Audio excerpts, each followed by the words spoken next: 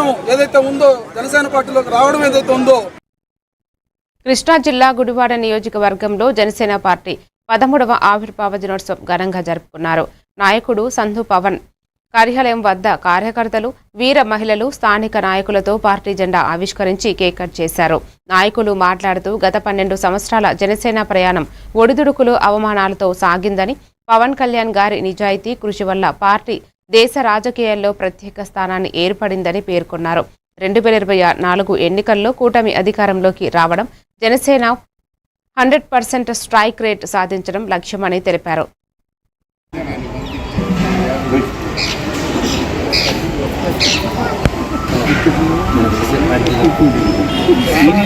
14 మార్చి 14న కొణిదెల పవన్ కళ్యాణ్ గారి యొక్క కష్టార్జితంతో స్థాపించినటువంటి జనసేన పార్టీ 12 సంవత్సరాల సుదీర్ఘ రాజకీయ ప్రయాణంలో అనేకమైనటువంటి ఒడిదుడుకులు, అనేకమైనటువంటి కష్ట నష్టాలతో నేడు ప్రభుత్వ భాగస్వామ్యులుగా జనసేన పార్టీని నడిపించినటువంటి తీరు దేశ రాజకీయ చరిత్రలో ఒక పెను సంచలనం. పవన్ కళ్యాణ్ గారు తీసుకునే ప్రతి రాజకీయ వ్యూహం ప్రత్యర్థి గుండెల్లో రైళ్లు పరిగించేటువంటి పరిస్థితి. ఆయన వేసే ప్రతి రాజకీయ అడుగు ప్రత్యర్థి పార్టీల అణగారిపోవటానికి మూల కారణం.